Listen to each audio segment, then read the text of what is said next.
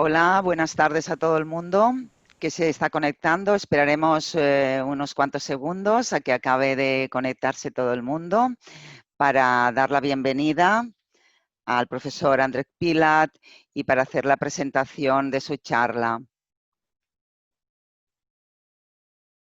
Bueno, ahora sí que ya empezamos.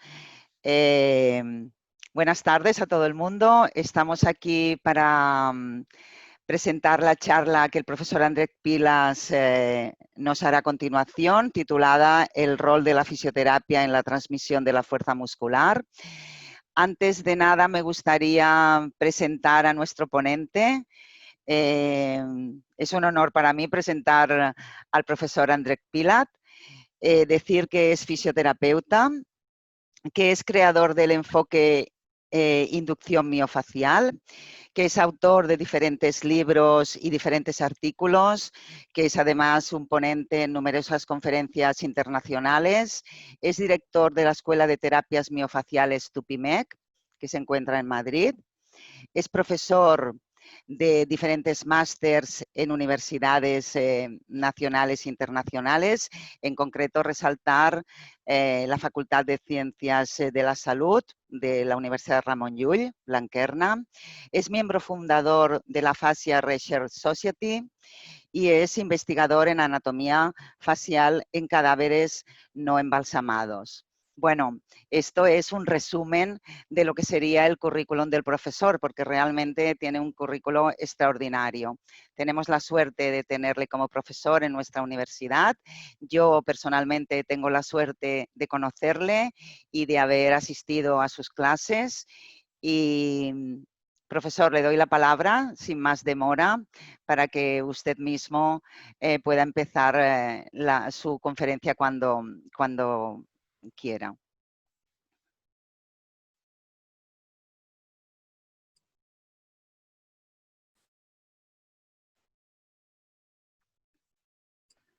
Muy bien, muchas gracias, profesora, por su amable introducción.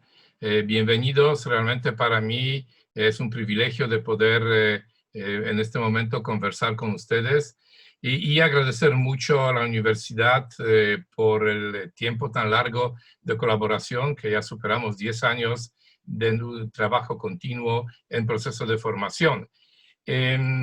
Quisiera un poco acercarles al tema de la fascia, la inducción miofacial y la relevancia de la fascia para el movimiento corporal. Como la profesora Isabel dijo hace poco, yo represento una organización que se llama Escuela de Terapias Miofaciales Tupimec. Fundamos esa institución hace bastante tiempo, año 1996. Ese es el grupo de profesores que me acompañan en toda esa aventura. Ya somos una veintena de docentes y estamos en este momento colaborando en diferentes partes del mundo con alrededor de 35 sedes.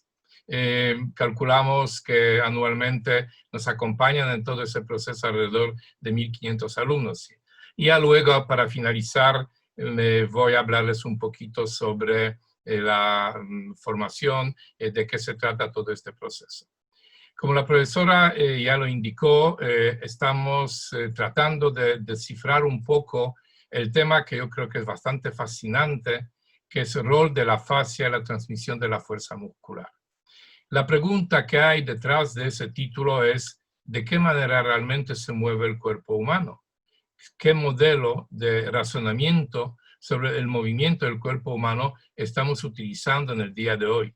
¿Hasta qué punto los modelos de plano, eje, palanca realmente son factibles frente a la investigación, al progreso de evidencias científicas, particularmente en el campo de neurociencia y, por supuesto, la biomecánica? Fíjense, primero ante todo, y aquí tienen una imagen de la región de la parte de la espalda, aquí sería la pelvis y el resto de la espalda. Cortamos aquí a lo largo del eje de las espinosas, después de quitar la piel que está ya disecada y volteada, la tienen aquí abajo. Tenemos aquí la fascia superficial, que también está separada del cuerpo, y esa sería la fascia profunda. Para poder avanzar tenemos que definir la fascia. ¿Qué es la fascia? Fíjense, primero ante todo, y yo creo que tal vez al inicio sería un punto un poco complicado, focalizamos entendimiento de la fascia en relación con el movimiento como un sistema. Yo quisiera explicar un poco por qué estamos hablando sobre fascia como un sistema y qué significa la fascia como el sistema. El sistema facial reúne diferentes tipos de células con diversas actividades. La medicina hizo ese tipo de razonamiento hace mucho tiempo sobre diferentes partes del cuerpo y habla, por esta razón, sobre el sistema cardiovascular, sistema respiratorio, digestivo, urogenital, nervioso o otros sistemas. Y se asocia con otros sistemas a través de una ininterrumpida e inervada estructura de estabilidad funcional formada por la tridimensional red matriz colagenosa que nosotros justamente estamos llamando la fascia. Existe una institución internacional que se llama the Fascia Research Society, que estableció una propuesta cómo deberíamos, frente a esas evidencias nuevas científicas, entender la fascia. ¿Qué estructuras corporales debemos incluir dentro de lo que es la fascia? Fue publicada esta propuesta en el año 2016 y dice lo siguiente. El sistema facial se compone de un tridimensional continuo del tejido conectivo laxo y denso que contiene colágeno e impregna el cuerpo. Luego, incorpora elementos tales como tejido adiposo, adventicia, vainas neurovasculares, aponeurosis, fascia profunda y superficial, epineuro, cápsulas articulares, ligamentos, membranas, meninges, expansiones miofaciales, periósteo, retinácula, septas, tendones, fascia visceral y todo el tejido intermuscular, incluyendo endo, peri y epimisio. Y finalmente, el sistema facial interpenetra y envuelve a todos los órganos, músculos, huesos y fibras nerviosas, dotando al cuerpo de una estructura funcional y proporcionando un ámbito que permite que todos los sistemas corporales operen de manera integrada. Como pueden ver, ese tipo de definición es bastante más amplio de la definición que pueden encontrar en cualquier diccionario médico y es ambicioso. Hay detrás de todo esto evidencia para buscar realmente una definición de tanta ambición y bueno, sobre eso yo quisiera hablar en esa hora de la tarde de hoy. Fíjense, primero ante todo, toda imagen que ustedes van a observar son de cadáveres no embalsamados. Quiere decir que son los cadáveres que nunca fueron tratados con ningún tipo de químico, solamente tratados con baja temperatura. Es decir, o se realiza la disección en tiempo que no supera normalmente 5 días después de la muerte de la persona, o se ultracongela y se descongela posteriormente. Observen, por favor, eso es la parte posterior de la fosa infraespinosa y es el sistema vascular en esta región. Miren, por favor, que las estructuras vasculares y más grandes y más pequeñas, incluso los más pequeños capilares, es una ampliación de 10 aumentos, lo que ustedes pueden ver aquí, no están en un vacío, están dentro de una matriz. Y esa matriz justamente es esa estructura facial. Entonces yo tengo que aquí especie de una red. Si observan ahora, esa es la disección de la cara anterolateral de la pierna y esa es la estructura de la fascia profunda. Y miren por favor esa red colagenosa. Cuando se aplica una fuerza en dirección techo-suelo o derecha e izquierda, observen cómo el colágeno se está deformando. Esa red se está deformando. Y no se está deformando de la manera lineal, sino de una manera totalmente tridimensional. Esa es la red neural. Esas son terminaciones nerviosas libres, también sumergidas dentro de la matriz del tejido conectivo, dentro de la matriz facial. Y eso es la estructura neuroglial, lo que hay en nuestro cerebro. Quiere decir, las estructuras de las neuronas y la glía que eso está sosteniendo, y no solamente que está sosteniendo pasivamente, sino también participa activamente en la dinámica neuronal a nivel de las conexiones sinápticas. Entonces, ¿cómo yo puedo concluir esa pequeña observación? Que tengo una red circulatoria, tengo red colagenosa, tengo red neural y tengo la red neuroglial. Y todas esas redes están unidas entre sí dinámicamente, mecánicamente, justamente a través de la estructura facial. Y esa estructura facial es mecanosensible. Quiere decir que responde al impulso mecánico que viene de afuera, pero también responde a los impulsos mecánicos que vienen de adentro. Los movimientos, por ejemplo, del sistema digestivo, el latido del corazón, el movimiento respiratorio y otro tipo de los movimientos intrínsecos de nuestro cuerpo. Todos esos movimientos, de una u otra manera, mecánicamente, están integrados entre sí a través de la estructura facial. Sin embargo, esa integración no es netamente pasiva, por el hecho que la fascia puede participar activamente en el control de movimientos corporales. Yo creo que tal vez ustedes pensarían que es un poco adelantada esta definición que quiero sugerir, pero yo voy a tratar de ir afirmando que esto tiene sentido.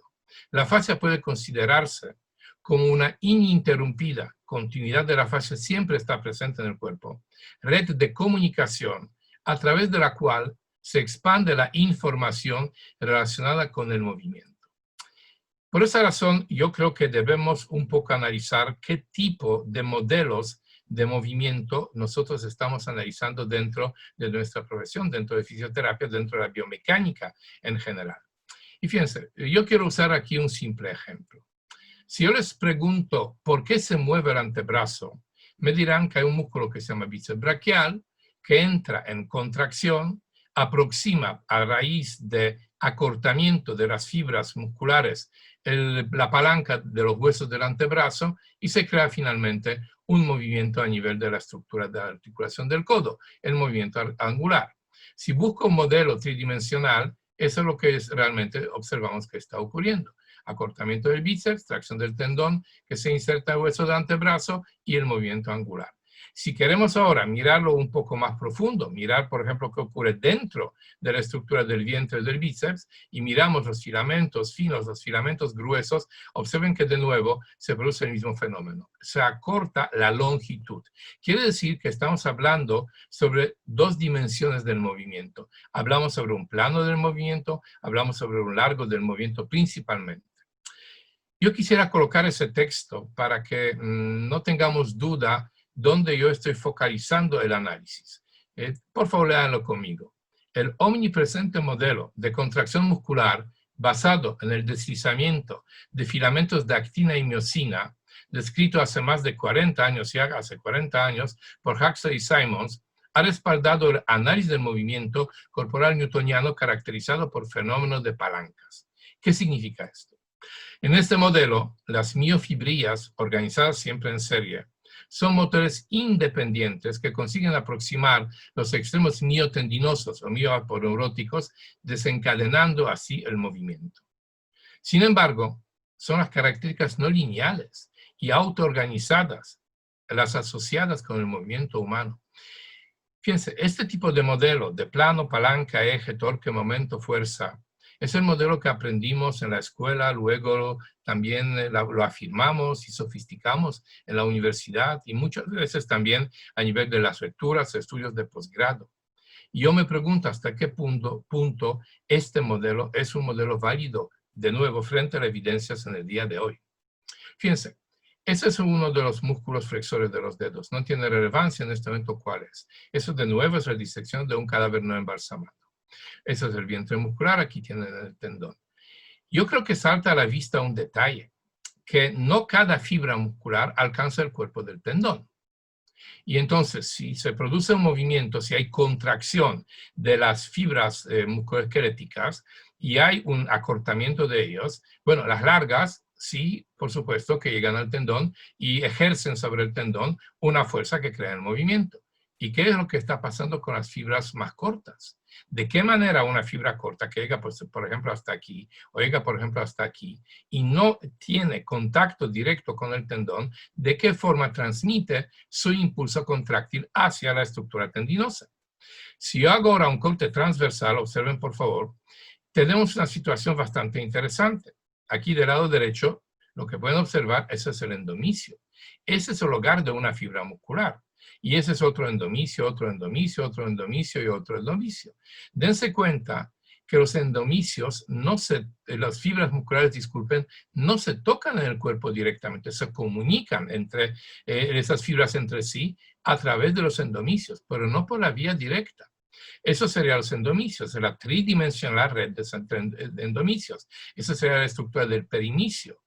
Y esa estructura del perinicio, como pueden observar, es una estructura multinivel que es muy relevante luego para comprender procesos patológicos cuando la fascia se enferma e impide un movimiento fisiológicamente apropiado. Volveremos pronto a hablar sobre ese tema y esa sería la estructura del epinicio. Si yo tengo entonces esas dos observaciones, ¿qué dice la ciencia sobre la pregunta que yo formulé? ¿De qué manera la fibra muscular, que sí entró en contracción pero no alcanza el cuerpo tendinoso, de qué manera transmite su impulso contráctil? Es un estudio publicado en revista de alto impacto, Journal Biomechanics, año 2012, y miren lo que dicen los investigadores. La mayoría de las miofibrillas en los músculos largos terminan dentro de los fascículos sin llegar a ninguno de los extremos del tendón. Así, la fuerza generada en miofibrillas tiene que ser transmitida lateralmente a las fibras adyacentes, lo cual se define como transmisión lateral de la fuerza de los músculos esqueléticos. Y ese es el tema que yo voy a desarrollar ahora. Los resultados mostraron que la mayor parte de la fuerza generada se transmite cerca del final de la miofibrilla a través de la estructura del endomicio. Quiere decir que esas fibras que son cortas y llega a final de su recorrido, está transmitiendo lateralmente justo en el sitio donde se acerca la unión musculotendinosa esa fuerza contráctil suya a las fibras adyacentes. Observen por favor ahora el detalle. Esa es una observación de un cultivo. Eso es una fibra muscular, está ahora en reposo. Se inyecta la ATP, la energía, para estimular la fibra para la contracción. Observen por favor qué es lo que está ocurriendo cuando se inyecta aquí a la ATP. Dense cuenta que la fibra cambia su dimensión longitudinal, pero al mismo tiempo está cambiando también su dimensión transversal. Quiere decir que el endomicio cambió también su forma longitudinal, cambió la tensión del endomicio, pero ese endomicio lateralmente también se modificó. Y ese cambio en este endomicio genera automáticamente cambios mecánicos en los endomicios adyacentes, lo que de una u otra manera tiene que afectar las fibras que son vecinas de la fibra que entró en este momento en la contracción. Ahora, claro, esa es una observación a nivel microscópico, porque allá es donde tenemos la evidencia, pero yo quiero trasladar ahora lo que hemos aprendido, lo que hemos observado, para que ustedes observen qué ocurre a nivel macroscópico. Esa es la cara ventral del antebrazo. Ese es el ligamento transverso, es el túnel carpiano. Ese es un preparado anatómico, de nuevo de cadáver que no fue embalsamado, y podemos denominarlo en lenguaje anatómico como un preparado anatómico limpio. Quiere decir que la fascia aquí ya no está presente. Se limpió y se tiró toda esa fascia a la basura. Fíjense, yo cojo aquí con la pinza un tendón, fuera de la cámara estoy moviendo del lado derecho las estructuras de los dedos y miren qué es lo que está ocurriendo aquí. Observen de qué manera se produce el movimiento de una cuerda. Quiere decir que en cierto modo aquí ocurre el fenómeno que hemos discutido anteriormente, que realmente el movimiento de los dedos o del dedo ocurre a raíz de cambios longitudinales del tendón. Pero vuelvo a repetir, es un preparado anatómico limpio. Quiere decir, así no está presente esa estructura anatómica en nuestro cuerpo. Observen ahora, ese sería el preparado que anatomista llamaría un preparado anatómico sucio. Quiere decir que la fascia está presente. Otra vez, es la misma zona del cuerpo, es la cara ventral del antebrazo, aquí tienen un tendón, otro tendón, aquí tienen vientres musculares, aquí tienen ustedes una arteria, por ahí anda un nervio. Y observen por favor qué es lo que está ocurriendo. Aquí yo corté la piel, la eliminé, corté la fascia superficial con la grasa, lo que ustedes han visto en la primera disección, y descubrí toda la estructura que está dentro de la fascia ya fascia profunda. Y miren qué es lo que está ocurriendo. Si yo tracciono en este momento un tendón, observen que él se mueve lateralmente, pero al mismo tiempo se está produciendo el movimiento de esa fascia que los está juntando entre sí y genera automáticamente el movimiento del otro tendón. Entonces, si un músculo aquí está activado, es activo, hay un impulso contráctil en él y se está moviendo, por ejemplo, este tendón, y este músculo y que se manifiesta aquí con su tendón no recibió ningún estímulo para contraerse, está estimulado lateralmente. ¿Qué consecuencias trae todo esto? Primero, ante todo, se me derrumba un poco el modelo de un vector solamente, de un tendón que tira un hueso. Fíjense, los científicos están prestando la atención a esos fenómenos desde hace un tiempo. En el año 2008 se publica un artículo muy interesante sobre esa temática. Y es en cierto modo ilustración del fenómeno que yo acabo de presentarles cuando estaban observando las disecciones. Ese músculo recibe directamente un impulso para contraerse y entra en contracción. Pero recuerden que este músculo no está recibiendo ningún impulso, pero entre ambos hay un vínculo, esa fascia que se llama el tejido conectivo no especializado, quiere decir que no tiene un nombre, apellido y tampoco se le asigna en la anatomía y biomecánica clásica una función concreta, una función específica, más bien es un material de relleno, de protección, sin mucho.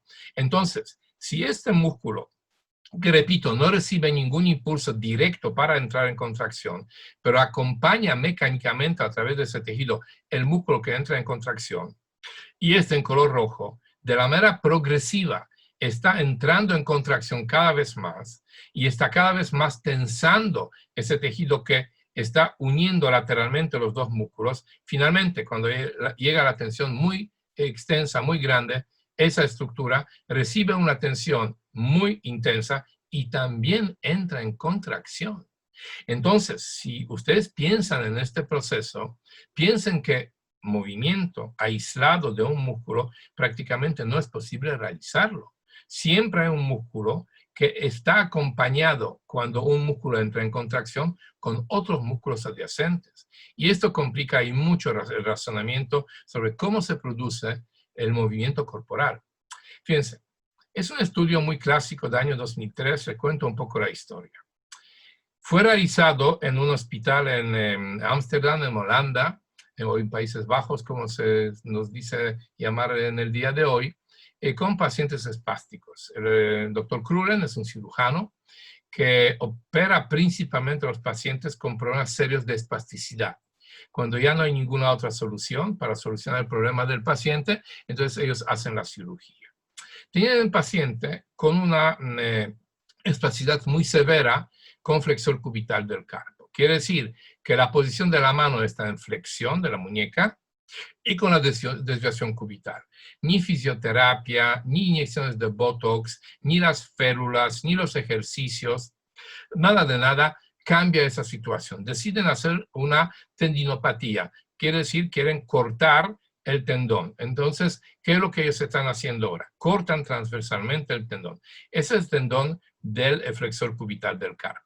Entonces, después de la cirugía, observen que el tendón realmente está cortado. Eso es un vídeo. Observen, por favor, qué es lo que está ocurriendo. Se produce, pasivamente se realiza movimiento de flexo-extensión de la muñeca. Y miren bien qué ocurre con el tendón. El tendón, recuerden que no hay continuidad del tendón hacia la estructura de la mano. Pero fíjense aquí que el tendón se está moviendo hasta una distancia de aproximadamente 2 centímetros o incluso un poquito más. La pregunta, que yo creo que es bastante lógica y concreta, ¿qué ocurrió aquí? Como no hay continuidad mecánica, ¿por qué el tendón se está moviendo? Y es la pregunta que se han realizado los investigadores. Fíjense, ¿qué es lo que ocurre? Y observen por favor el esquema. De nuevo, aquí tenemos el tendón de flexor cubital del carpo. Ese es el tejido conectivo extramuscular, ese tejido conectivo no especializado. Y esto sería el tracto neurovascular. Entonces, el tracto neurovascular, de igual manera como un músculo adyacente, está unido lateralmente con la estructura tendinosa. El tracto neurovascular, cuando se hizo la tenotomía, no fue cortado solamente transversalmente, seccionado el tendón. Y entonces el tracto neurovascular sigue su recorrido hasta la mano. Cuando se mueve entonces, después de la tenotomía, pasivamente la mano, y hay movimiento de la muñeca, se produce el movimiento y se produce una elongación, tracción del tracto neurovascular, lo que arrastra, ojo, lateralmente la estructura del tendón. Y por esa razón se está creando finalmente el movimiento del tendón. Entonces, ¿hasta qué punto un análisis de un tendón aislado, de un músculo aislado o una fibra aislada, aunque la investigación fue excelentemente hecha con todo lo de la ley y las conclusiones que valen, por ejemplo, al movimiento de un tendón o al movimiento de una fibra muscular, pregunta, ¿son válidas para una estructura viva como nosotros, como los humanos? Esas conclusiones que se sacan de una investigación sobre una fibra son directamente, textualmente aplicables para entender el movimiento final que está ocurriendo. Fíjense, es una investigación que estamos haciendo nosotros en la escuela de Tupimec, que nos va bastante difícil por falta de material y muchas trabas que hay y costos que eso lleva. Aquí tenemos una persona sana, una persona, por supuesto, viva. Fuera de la cámara, esa persona realiza activamente el movimiento de flexo-extensión de los dedos. Ese es el flexor cubital del carpo, es el nervio cubital, es el flexor profundo de los dedos. Observen, por favor, qué es lo que está ocurriendo. Dense cuenta que cuando se crea el movimiento de flexo-extensión de los dedos, esas estructuras se mueven en conjunto. ¿Por qué se están moviendo en conjunto? Porque están unidos lateralmente. Entonces, si el parámetro longitudinal, ojo, yo no lo quiero negar en ningún momento, porque ese parámetro longitudinal de acortamiento longitudinal de las fibras o la fibra muscular está presente, también está presente ese parámetro lateral. ¿Tiene todo esto algún tipo de connotación, importancia clínica? Fíjense, el tema es muy extenso, es un tema de mucha información. Yo quiero solamente mostrarles uno de los ejemplos y luego hablamos sobre evidencias científicas. Es un corte transversal de un músculo cualquiera. Es un músculo de una biopsia de una persona sana. Es el corte transversal, como les dije. Esos espacios pequeños serían las estructuras de endomicios. Esas son estructuras de perimicio.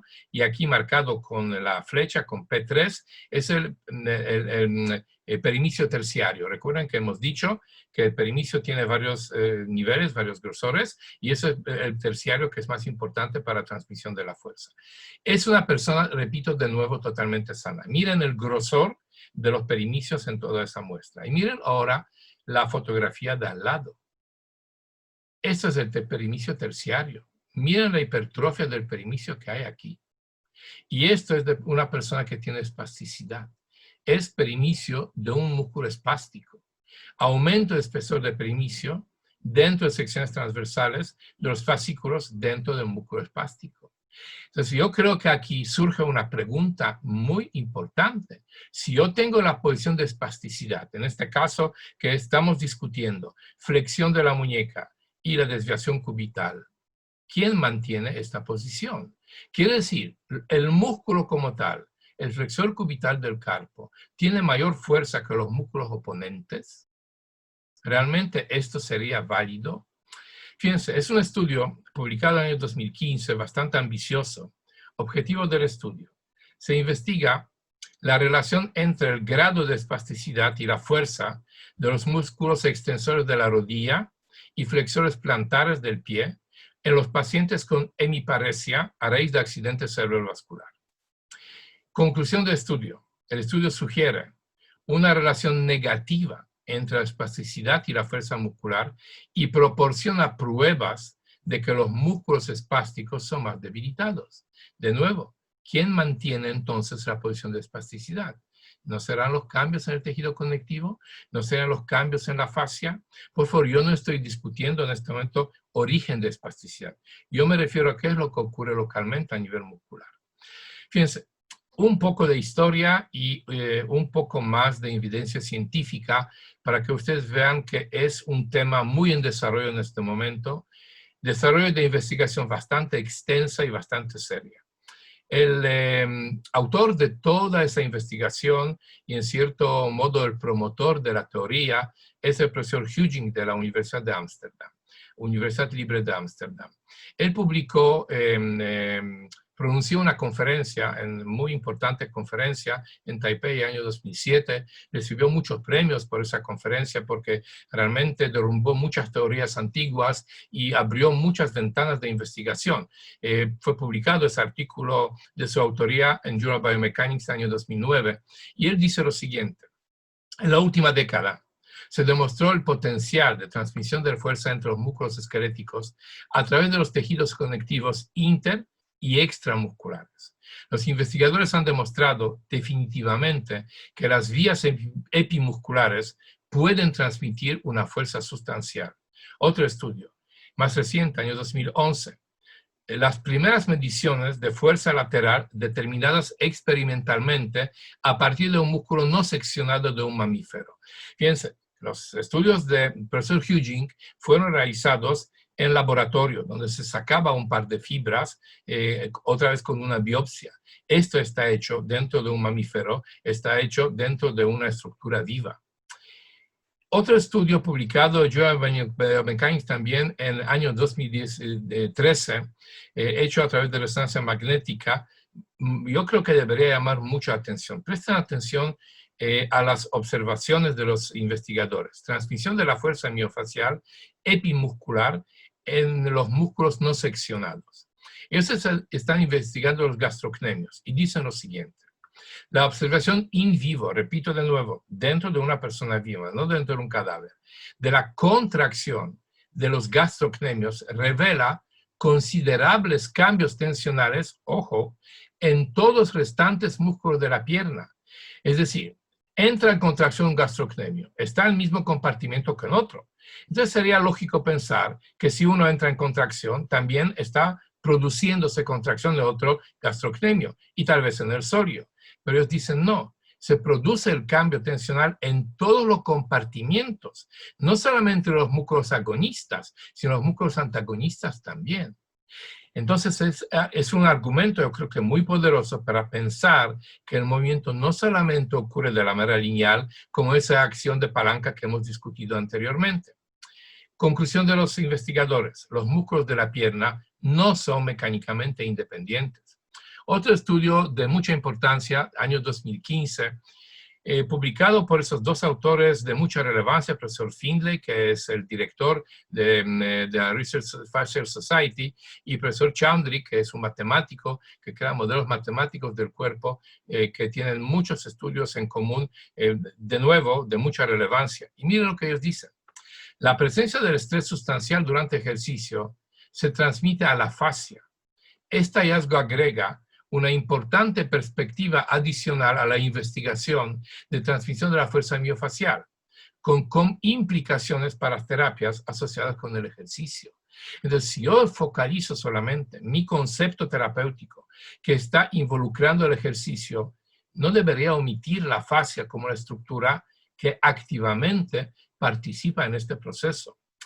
Es un estudio de mucha relevancia publicado en el año 2016, muy extenso, con una bibliografía yo creo que hasta excesiva, difícil leerlo porque hay muchas citas de muchos autores, y observen una de las más importantes conclusiones finales. Las deficiencias motoras se deben principalmente a las alteraciones de la conectividad lateral entre los músculos y no tanto a las alteraciones propias de vía músculo-tendinosa. Quiere decir que frente a algún tipo de lesión, la fascia actúa probablemente primero antes que se lesiona la fibra musculoesquelética. La fascia protege de esta manera la fibra musculoesquelética. Un poquito más de estudios.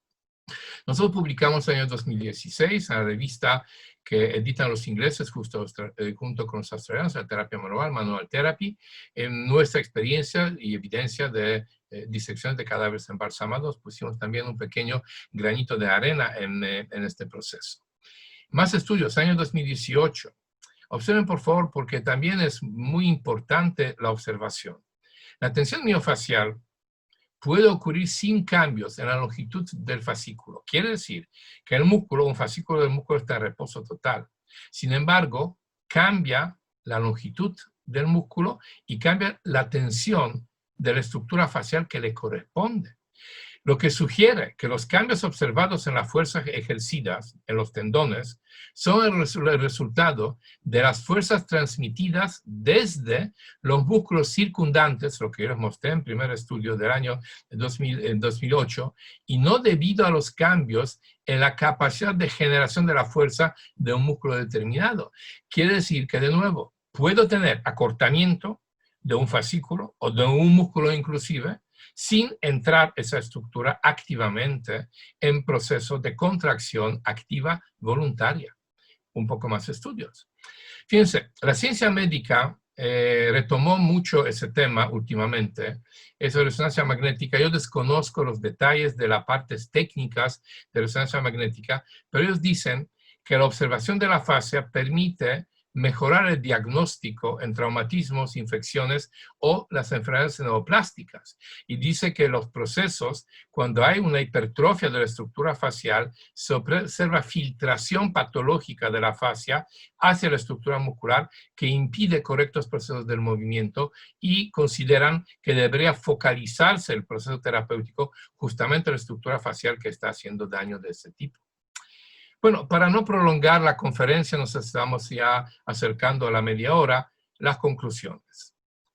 Presencia de la continuidad facial intra y extramuscular. Segunda observación. Presencia de una vía paralela de transmisión de la fuerza, que se denomina la fuerza epimismal, y se junta con todo el concepto de transmisión de la fuerza contráctil de los músculos. La mayoría de las fibras de los músculos largos no alcanzan ninguno de los dos extremos del cuerpo, del tendón o la aponeurosis. Los músculos están conectados lateralmente a las estructuras adyacentes, como los vasos sanguíneos y o los nervios periféricos. Entonces, si analizamos el movimiento, no piensen solamente sobre el movimiento muscular, piensen sobre el paquete neurovascular también. El tejido conectivo intra y perimuscular podrían actuar como estructuras protectoras en presencia de los leves a moderados traumatismos relacionados con el tendón o el vientre muscular. Lo que dije anteriormente, parece que la fascia está reaccionando como una estructura protectora, quiere decir que ella se lesiona primero antes que la lesión alcanza la fibra musculoesquelética. Y yo creo que también deberíamos reflexionar sobre esa última conclusión. El tracto neurovascular envuelve y refuerza el recorrido de los vasos sanguíneos y es un fuerte candidato de formar una importante ruta de transmisión de la fuerza. Como pueden ver, si adjuntamos esas observaciones a ese modelo básico de una palanca de acortamiento netamente y aislado longitudinal, parece ser que esa forma de razonamiento del movimiento no tiene mucho sentido frente a esa evidencia novedosa que se está presentando en los últimos años. Sobre este tema podemos hablar mucho tiempo. Yo quisiera solamente darle aquí una pequeña píldora, porque esta fascia también está inervada. El estudio fue publicado por el profesor Mense, un investigador muy relevante de ese tema. Tiene estudios en revistas de más alto impacto y estudios que están cambiando nuestro rumbo de pensar cómo es la fisiología del dolor neuromuscular. El estudio fue publicado a finales del año pasado. Inervación de la fascia toracolumbar, él habla sobre fascia toracolumbar porque allá es donde realizó realmente en esa estructura los estudios. Incluso Mense, que es un investigador, un científico, es muy preciso en su información. Fíjense, eso es la fascia toracolumbar, el perfil.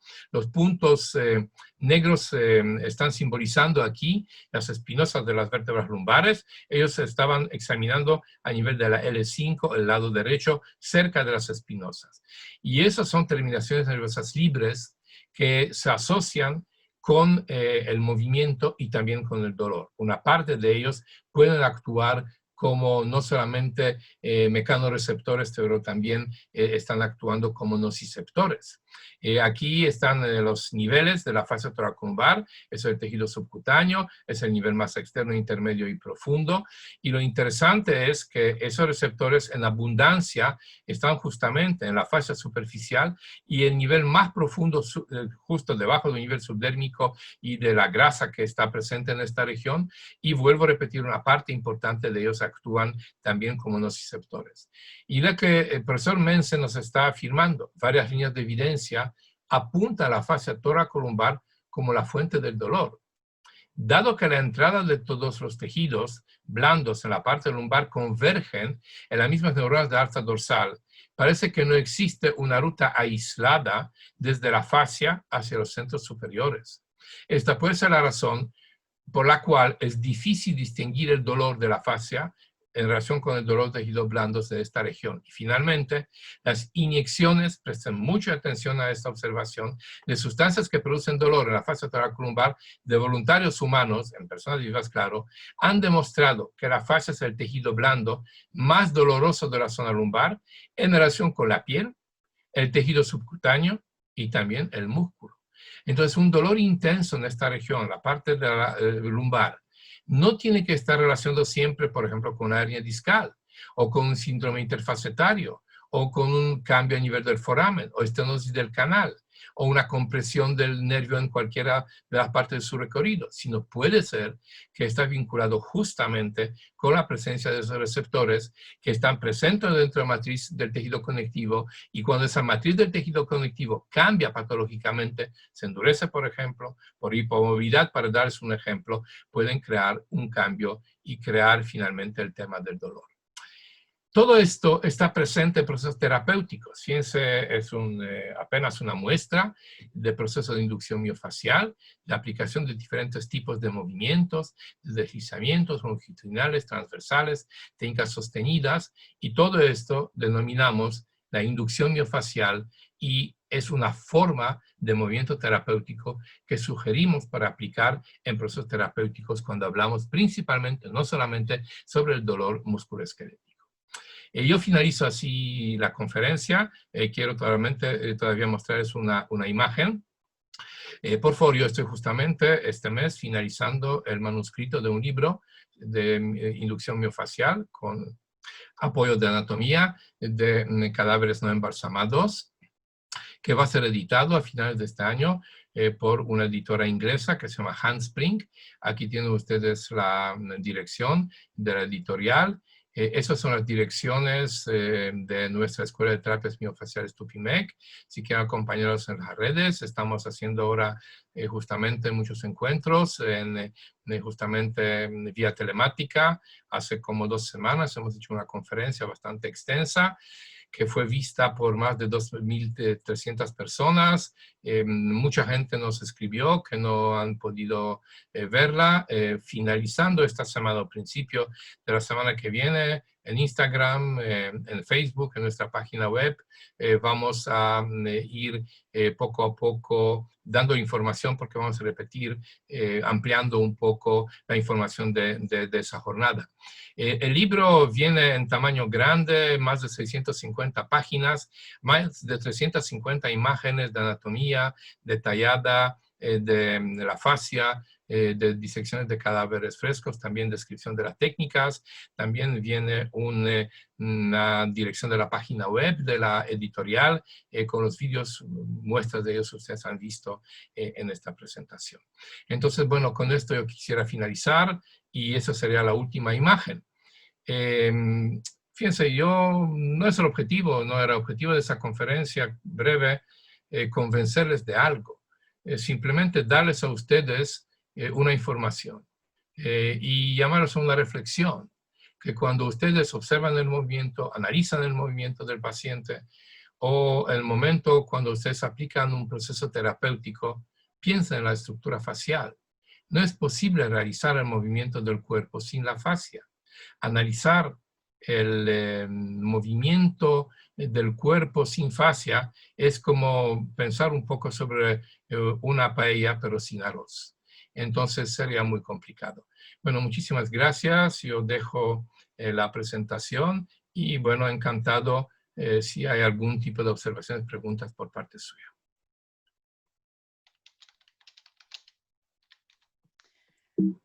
Bueno, muchas gracias, profesor Pilat. Estoy intentando a ver si se me puede ver. Oírme, creo que sí que me podéis oír. Sí, la oigo, la oigo. Sí, bueno, pues esperemos que en breve... Yo también tengo micrófono abierto. ¿Se me pueda ver? Ahora no, veo solamente el nombre, pero hay que activar el vídeo con el inferior izquierdo. Bueno, no me acaba de dejar activar el vídeo. Start my video. Vale. Muy bien, ahora sí que ya nos estamos viendo todos. Sí. Sí, me puede ver. Bueno, primero de todo, muchísimas gracias, profesor. Creo que ha sido una charla muy interesante, muy ceñida al tiempo y ya empezamos a tener las primeras preguntas que yo le voy a trasladar. Muy bien. Tenemos que Charles Pietzel nos dice que gracias por su conferencia y nos pregunta que en relación a la terapia, ¿cuál relevancia tiene del tratamiento miofacial suave no arbitrario como la Myofascial MFI? release. Sí, exacto, comparando con la MFR, que me parece arbitrario. Sí. No acaba de... No, Sí, supongo sí, que... yo entiendo perfectamente de qué. Vale, perfecto. Pues sí, puede Bueno, dar Charles, respuesta. primero, Charles, muchas gracias por la pregunta. Y es Gracias. una buena pregunta, ¿sabes? Es una pregunta un poco tramposa, un poco peligrosa, pero vamos a tratar de mojarnos. Primero, ante todo, el nombre, myofascial release, ¿no? Que significa una liberación facial. Yo creo que en proceso terapéutico, el terapeuta no tiene poder de liberar a alguien. Yo creo que el proceso terapéutico es creación de recursos para que el paciente pueda usar esos recursos para su propia curación. Y entonces usamos, y a propósito, la palabra inducción miofacial, porque estamos induciendo junto con el paciente un movimiento determinado, que luego se va a transformar en movimiento curativo. El hecho que aplicamos un tacto muy suave tiene últimamente mucho respaldo científico. Realmente en el último año se han publicado artículos que nosotros no tenemos ya casi capacidad de leer todo sobre ese tema, porque se investiga a nivel científico muy profundo. ¿Hasta qué punto y cuál de los dos conceptos es correcto?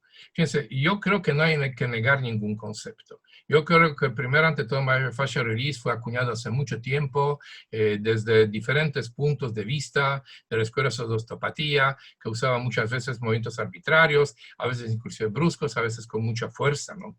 Entonces, yo soy personalmente partidario que la fascia hay que tratar justamente de manera muy suave.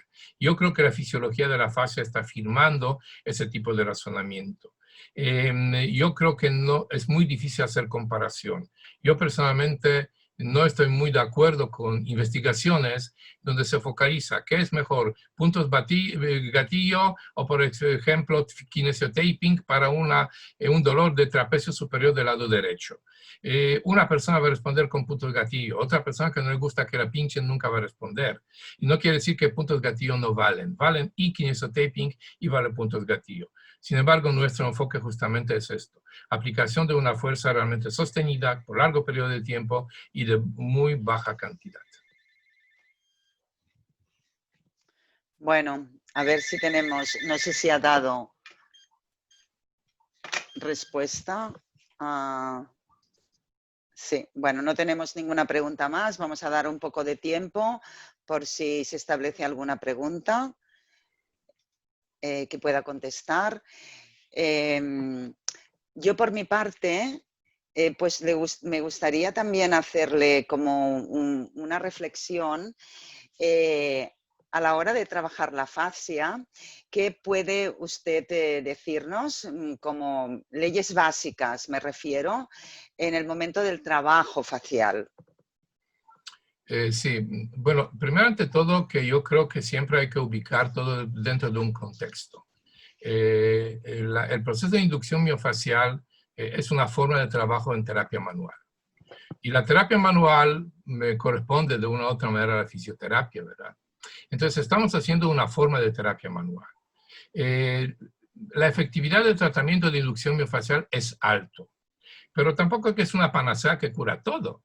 Entonces, normalmente, yo creo que estamos buscando esa herramienta dentro de un concepto de un proceso fisioterapéutico.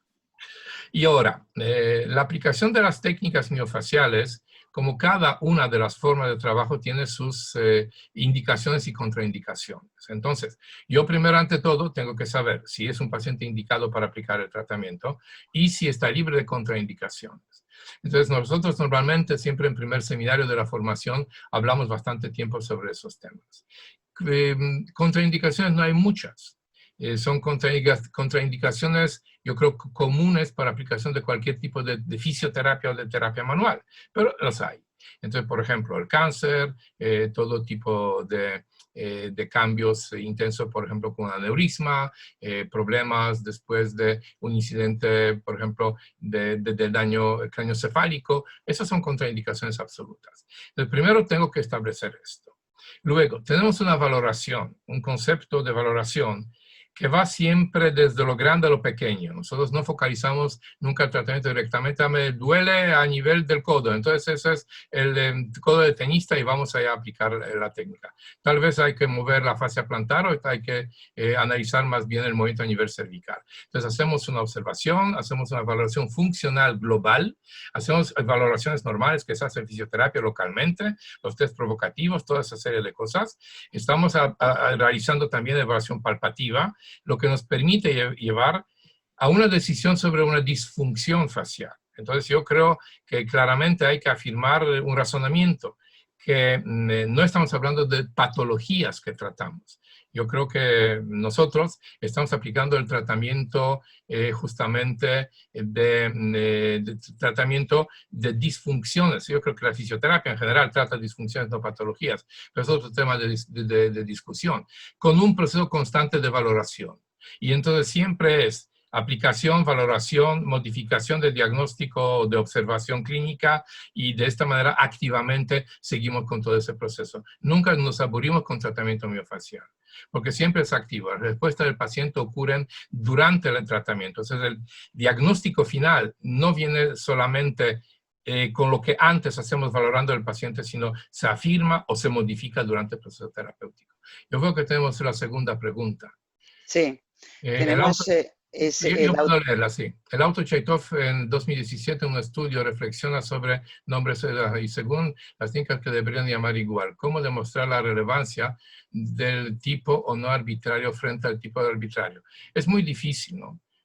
Yo no quise hablar sobre el artículo de Chaitov.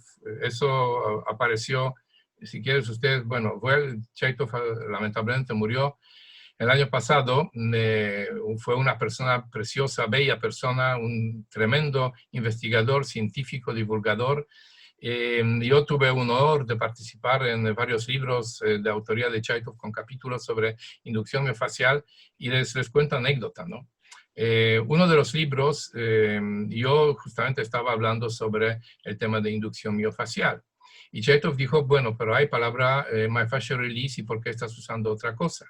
Prepárame una tabla que es diferencia entre uno y otro. Y dice, mira, los cambios son tan sutiles que es difícil hacerlo en una tabla. Y traté entonces de hacerlo. Entonces él me pidió una definición. Yo hice esa definición. Y Chaitov era una persona que yo creo que no dormía nunca.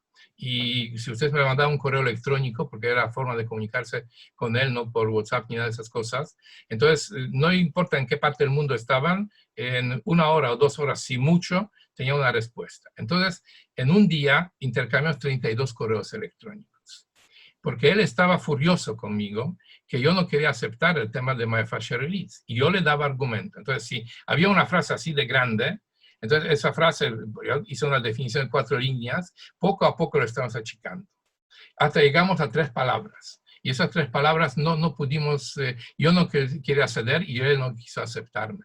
Hablamos mucho tiempo, y finalmente él me escribió, capítulo cerrado, y se despidió de esta manera, furioso conmigo. Bueno, eso pasó, así se publicó en el libro. Un tiempo más tarde había un congreso, estuvimos en este congreso, y Chaitov también estaba en el congreso, y había una cena de ponentes. Y estaban sentados varios colegas, gente del mundo de fisioterapia y terapia manual, que conocían todo ese tema de discusión mía con Chaitov, ¿no? Entonces estábamos hablando y sale el tema facial. Entonces sale el tema facial, yo estaba sentado en la mesa frente a Chaitov, al lado mío y de otros colegas, y estamos discutiendo, y alguien dice, bueno, pero aquí hay myofascial release, entonces, ¿por qué inventar otros nombres? Y todo el mundo en este momento está mirándome a mí y a Chaitov. Y se hizo un silencio. Y Chaitov dice, pero Pilat tiene razón. Y así terminó el tema. Entonces, bueno, hasta aquí el tema, hasta aquí la respuesta al planteamiento.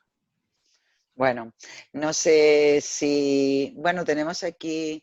y última pregunta. ¿No piensa usted que haría falta más uniformidad en cuanto al tratamiento miofacial? Lo vuelve a hacer el Charles Pietzel. Respondo primero el primero.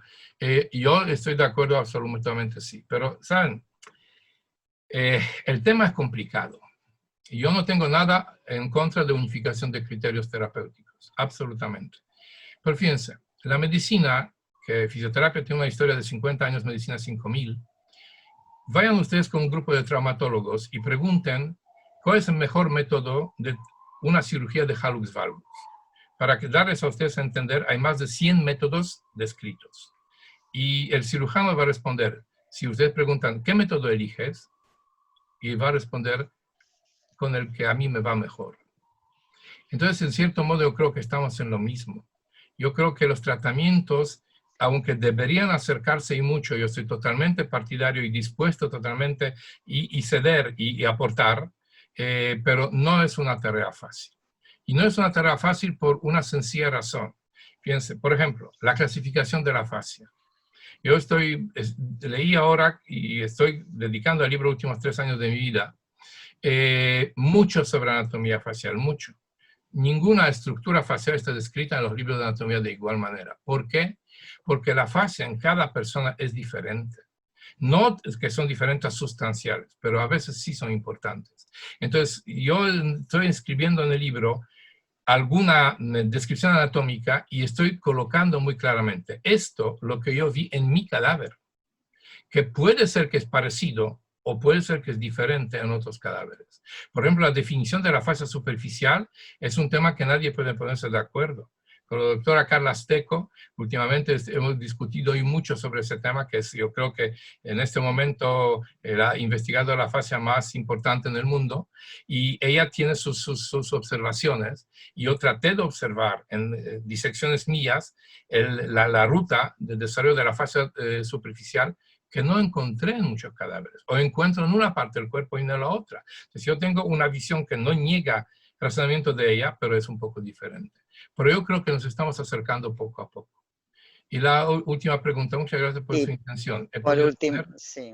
El placer de tratar con las dos terapias en mi edad este año, y ha sido un honor de intercambiar hoy. Bueno, el honor es mío.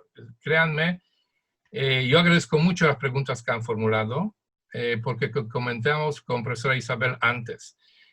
Con esa vía telemática, yo estaba hablando durante 40 minutos con una pantalla. Ya somos amigos desde hace tiempo.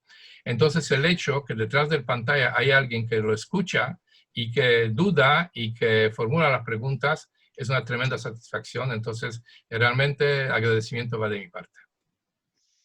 Muy bien, profesor. De momento no tenemos más preguntas, simplemente pues lo que usted ya ha leído, el agradecimiento de Charles Pietzel, que parece ser que ha utilizado en su trabajo final de grado las dos terapias. Lo que sí que es un honor es para nosotros haberle tenido hoy como ponente. Siempre se aprende escuchando al profesor Andrés Pilat. Deciros que tenemos esto grabado, que lo podéis disponer en cualquier momento para poderlo volverlo a visionar. Y por mi parte, si quiere hacer algún comentario, profesor Pilat, respecto, ya para acabar. Fíjense, yo siempre afirmo lo siguiente, y por favor, en este momento no lo tomen como publicidad de nuestra formación en inducción miofacial. Yo creo que cada fisioterapeuta, a nivel no de post, sino a nivel de grado, debería tener conocimiento sólido sobre la fascia hoy. No inventar cositas con pajaritos preñados. No, no, no. Yo me refiero a todo lo que es la ciencia pura y dura. Yo traté de darles a ustedes los ejemplos de revistas serias, de revistas de impacto, de investigadores reconocidos. Hay mucha información, hay que purificarla, para no ir por vías solamente de razonamientos que son más bien esotéricos y no científicos, pero yo creo que el fisioterapeuta debería tener conocimiento de la fascia. Más todavía, para finalizar, yo creo que todos nosotros que tocamos de una u otra manera al paciente, estamos a diario trabajando la fascia y muchas veces ignorándolo. Entonces yo creo que mejor no ignorarlo y saber qué es lo que está ocurriendo. Si están interesados, aquí en Blanquerna, como les dije, 10 años ya tenemos de matrimonio y el matrimonio, como pueden ver, sigue bien. Muy bien. Pues ya un abrazo muy fuerte. Muchísimas gracias, profesor Pilat. Un placer y un honor tenerle como profesor del título de experto universitario en Blanquerna y también hoy mismo en este webinar que hemos tenido el honor de poder disfrutar de usted, de sus palabras, de su conocimiento, de su sabiduría. Muchísimas gracias de nuevo. Un abrazo muy fuerte, muchas ganas de verle bueno, en vivo y en directo, y aunque no nos podamos abrazar, pues sí que algo haremos. Muy bien, muchas gracias. Muchas Venga. gracias, Isabel. Muy amable. Hasta luego. Gracias, Adiós. profesor Pilat. Adiós. Aquí nos despedimos.